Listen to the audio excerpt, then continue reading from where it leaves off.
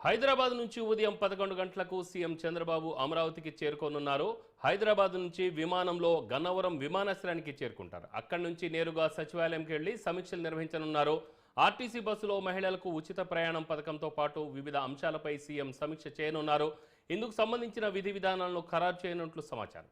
అనంతరం వైద్య ఆరోగ్య శాఖపై కూడా సీఎం చంద్రబాబు సమీక్ష నిర్వహించనున్నారు. ఇక ఇదే విషయంపై మా ప్రతినిధి ప్రసన్న న్యూస్ రూమ్ నుంచి అందిస్తారు.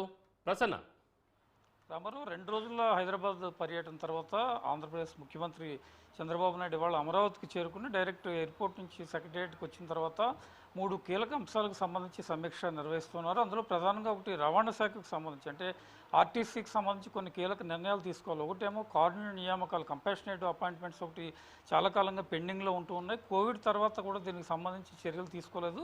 దానికి సంబంధించిన రివ్యూ జరుగుతుంది. 2 వైద్య ఆరోగ్య శాఖకు సంబంధించి, 3 యువజనుల క్రీడలకు సంబంధించి 3 రివ్యూస్ ప్రధానంగా ఈరోజు ఉన్నాయి. ఇక రెండో రివ్యూకి సంబంధించి వైద్య ఆరోగ్య శాఖలో కొన్ని కీలక నిర్ణయాలు, ప్రతి జిల్లాలో కూడా క్యాన్సర్ హాస్పిటల్ ఏర్పాటు చేయాలని నిర్ణయం తీసుకున్నారు. క్యాన్సర్ హాస్పిటల్కి సంబంధించి జిల్లాల వారీగా ఒక లిస్ట్ ఒకటి తయారు చేశారు. ఇప్పటికే వైద్య ఆరోగ్య శాఖ అధికారులు దీని మీద ప్రధానంగా దృష్టి పెట్టడం జరిగింది. దానికి సంబంధించిన అంశాలన్నీ కూడా వైద్య ఆరోగ్య శాఖ తరఫున కూడా కొన్ని కీలక నిర్ణయాలు తీసుకుని ఉన్నారు. యువజన క్రీడలకు సంబంధించి కూడా ఆంధ్రప్రదేశ్లో క్రీడల అభివృద్ధికి ప్రత్యేకంగా చర్యలు తీసుకోవాలని ఒక నిర్ణయం తీసుకున్నారు. కాబట్టి ఒలింపిక్స్లో గోల్డ్ మెడల్ సాధించిన వాళ్ళు, లేకపోతే ఇతరత్ర ఎవరైతే ఉన్నారో వాళ్ళకి ఏ రకంగా రిసెప్షన్ ఇవ్వాలి, ఈ అంశాలన్నీ, దీంతోపాటు మినీ స్టేడియంలు ఆంధ్రప్రదేశ్లో అభివృద్ధి చేయాలని ఒక కాంక్రీట్ అంబిషన్లో యువజన క్రీడల శాఖ ముందుకెళ్లాలని ఒక ఉద్దేశం ప్రధానంగా కనిపిస్తోంది. కాబట్టి దాని మీద ప్రధానంగా కాన్సన్ట్రేషన్ పెట్టాలని నిర్ణయం తీసుకున్నారు. ప్రధానంగా ఈ 3 అంశాల మీద చంద్రబాబు ఈరోజు సమీక్షా సమావేశం నిర్వహిస్తున్నారు. రామారావు, ప్రసన్న, అంటే మహిళలకు ఉచిత ఆర్టీసీ ప్రయాణంపై ఏదైనా నిర్ణయం తీసుకునే అవకాశం ఉందా ఈరోజు సమీక్షలో?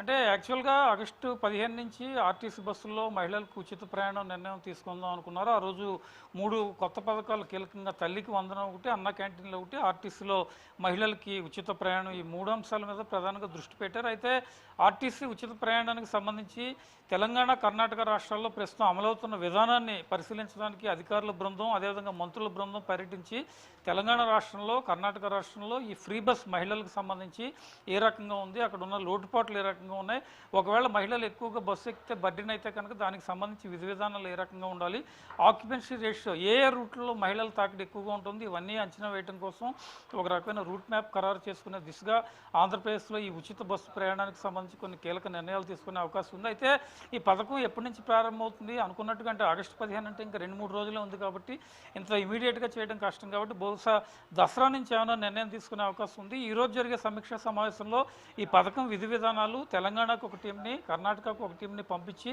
దీనికి సంబంధించి లోటుపాట్లన్నీ పరిశీలించిన తర్వాత ఒక నివేదిక తీసుకున్న తర్వాత బహుశా ఆర్టీసీలో మహిళలకు ఉచిత ప్రయాణానికి సంబంధించి ఆ డేట్ ఫిక్స్ చేసే అవకాశం అయితే మనకి కనిపిస్తుంది.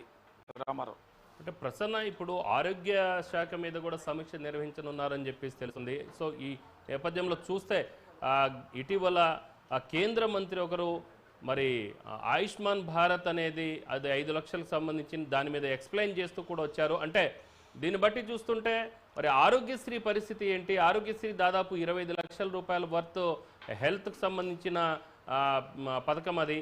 అలాంటిది ఆ విషయంలో ఏ విధంగా ఈ సమీక్షలో ఎలాంటి నిర్ణయం తీసుకునే అవకాశం ఉంది? అంటే యాక్చువల్గా ఇప్పుడు కేంద్ర మంత్రి చెప్పిన దాని ప్రకారం ఆయుష్మాన్ భారత్లో 5 లక్షల రూపాయల బీమా ఉంది. దాన్ని అన్ని రాష్ట్రాలు ఇంప్లిమెంట్ చేయాలని చెప్పడం జరిగింది. కొన్ని రాష్ట్రాలు ఇంప్లిమెంట్ చేస్తున్నాయి. ఆంధ్రప్రదేశ్ రాష్ట్రంలో కూడా అక్కడక్కడ కొన్ని చోట్ల ఈ ఆయుష్మాన్ భారత్ వర్కౌట్ అవుతుంది. అయితే ఇప్పుడు తాజాగా ఆరోగ్యశ్రీని రద్దు చేసి దాని ప్రాంతంలో మొత్తం బీమా 25 లక్షల బీమా, ఎవరైతే వైట్ రేషన్ కార్డు హోల్డర్స్ ఉంటారో వాళ్ళందరి తరఫున బీమా కట్టడం వల్ల వాళ్ళకి ట్రీట్మెంట్ ఇన్సూరెన్స్ కంపెనీల నుంచి డైరెక్ట్గా చేసుకునే అవకాశం ఉంటుంది. ఆరోగ్యశ్రీ వల్ల ప్రభుత్వ ఆసుపత్రుల మీద బడ్డెన్ ఎక్కువగా పట్టడం, ప్రభుత్వం బిల్లులు చెల్లించడం లేట్ అవటం, దీని మీద వాళ్ళు ఎప్పటికప్పుడు ప్రైవేటు ఆసుపత్రుల యాజమాన్యాలు యాజిటేషన్స్ చేస్తూ ఉండటం, ఇవన్నీ కూడా కొంత ప్రభుత్వానికి తలనొప్పిగా మారుతున్నాయి. అది ఏ ప్రభుత్వం అయినా కానీ ఆరోగ్యశ్రీ బిల్లుల బడ్డెన్ చాలా ఎక్కువగా ఉన్న పరిస్థితి అయితే ప్రస్తుతం మనకు కనిపిస్తుంది.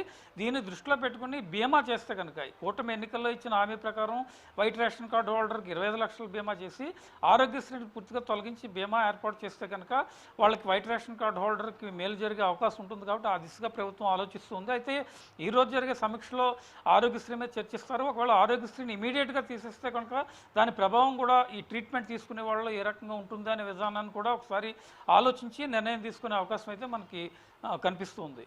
Ramarao. Right Prasanna, thank you.